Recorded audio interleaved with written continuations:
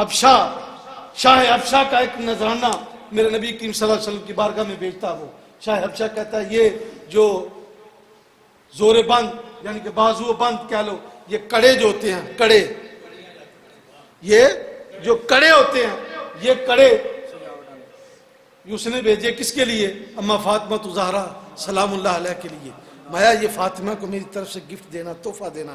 شاہ حبشہ کا یہ نذرانہ جب سوٹ بھی آیا اور بھی بہت زیادہ تحفے آئے، لیکن اما فاطمہ کے لیے وہ کنگن آئے، سونے کے وہ کنگن آئے، کنگن بھیجے.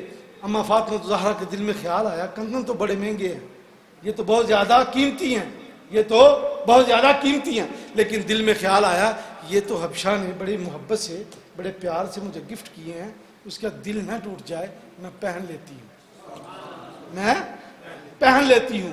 تو اما فاطمہ الزہرا سلام اللہ نے وہ کنگن پہن لیے، وہ کنگن پہن لیے.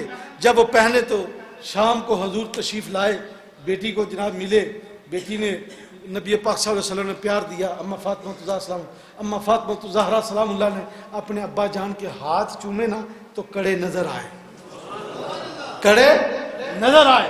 تو میرے نبی کریم صلی اللہ علیہ وسلم دیکھ کر کہنے لگے بیٹی فاطمہ یہ میں کیا دیکھ رہا ہوں، بیٹی میں کیا دیکھ رہا ہوں، غریب اور مسکین رات کو کھا کے نہ سوئیں اور میری بیٹی کے بازوں میں سونے کے کنگن ہوں. تو فوراً بولی، تو کہنے ابا جان یہ حبشہ، شاہ حبشہ سے مجھے جو گفٹ آیا تھا وہ میں نے تو وہ سمجھ کر پہنی ہے کہ اگر میں نہ پہنوں گی اس کا گفٹ، اس کا نذرانہ، تو شاید وہ دل میں اس کے بات نہ آ جائے. مجھے تو ان چیزوں سے محبت نہیں. جب آقا علیہ الصلوۃ والسلام یہ بات کہہ کر چلے گئے واپس، تو اما فاطمہ الزہرا سلام اللہ فوراً اتارے، بازار بھیج دیے، رونا شروع کر دیا، رونا شروع کر دیا کہ میرے باپ کو، میرے ابا کو یہ چیز پسند نہیں آئی، میرے ابا کو اچھی نہیں لگی. بازار میں جب وہ بک کر اس کے پیسے اما فاطمہ الزہرا سلام اللہ کے ہاتھ پہ آ گئے، تو اما فاطمہ الزہرا سلام اللہ علیہ نے آپ نے اپنے محلے کے جتنے بھی لوگ تھے، قریب کے لوگ تھے، جتنے بھی پاس کے لوگ تھے، جو غریب تھے، مسکین تھے، یتیم تھے، ان کو بلایا. جب ان کو بلایا تو سخاوت کرنی شروع کر دی.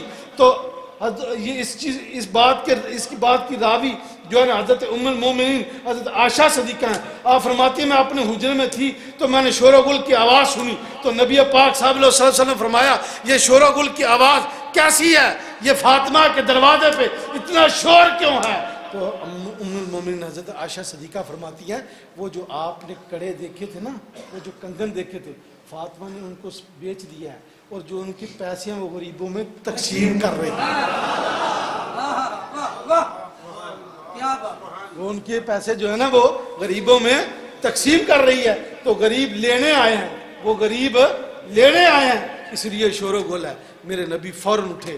ام المومنین حضرت عائشہ صدیقہ فرماتی ہیں سرکار نے جوتا نہیں پہنا، سرکار نے جوتا نہیں پہنا، اور جلدی چل کر اما فاطمہ الزہرا سلام اللہ کو جا کے ملے، گود میں لیا تو کہا تو نے اپنے باپ کا حق ادا کر دیا، پرورش کا، اپنے باپ کی پرورش کا تو نے حق ادا کر دیا، جیسا تیرا باپ چاہتا تھا ویسا تو نے کر دیا.